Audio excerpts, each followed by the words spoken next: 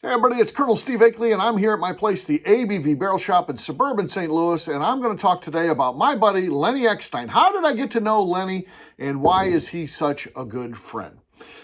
First of all, before we get to that, though, I'd like to remind you to come by and see us, the ABV Barrel Shop. Check out abvbarrelshop.com. Sign up for our email distribution there, right on the main page. Or if you're getting ready to come in town, at a minimum, go to our website and look at the events, classes, and events page, and you can see what we have going on. That's always updated. That's my responsibility to keep that updated, so I try to do a good job of that. All right, so how did I get to know Lenny? So it all goes back to I was doing a show on this Colorado whiskey event. A PR person had reached out to me and said, would you be willing to cover it for the Bourbon Daily? And I was like, yes. And they're like, we'll set you up to talk with one of the distillers. We don't know who it's going to be, but send us a link and then we'll just provide it, and that person will answer any questions that you have. So I didn't even know who I was going to be interviewing. It turns out to be Lenny Eckstein. I had never heard of him before, hadn't heard of Deerhammer or anything like that. This was, again, many years ago. And Lenny comes on, and he's a really nice guy. Really enjoyed my time talking to him. He told us about the festival, told us a little bit about what he did. It was a good interview for sure. But that was it. I didn't hear from Lenny after that or anything like that. He didn't start coming on the shows. It's like, oh, so that's how Lenny started coming on the shows. No, that's not how it happened at all. In reality, until I made a movie called Kindred Spirits in 2017 that was released.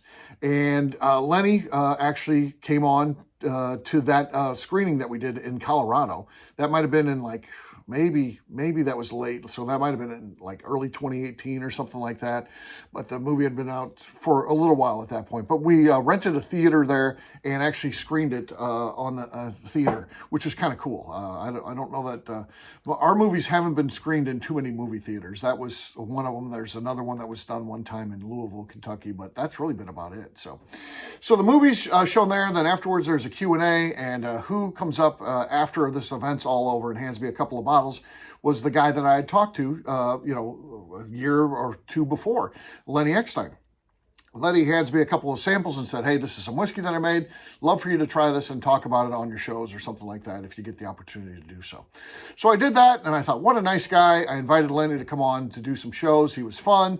I enjoyed him being on there, and then we just really started to become friends after that. Lenny's pretty much a regular on the Bourbon Daily show. He's a guest host that we utilize quite a bit. And, I've come out to Lenny's place. So when we filmed Colorado Whiskey, he was part of that movie. So you can check that one out on Amazon.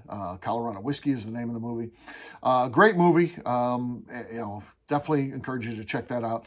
And I stayed at his place when I was out there, which was nice. I've also gone up to Maine. He has a second home in Maine, which is right on the beach in Old Orchard Beach, which is a cool place. Really nice. So again, I've been friends with Lenny for a long time. He's come out to the shop several times. Really good guy, makes some great whiskey. So check him out. That's the backstory of how I got to know Lenny Eckstein.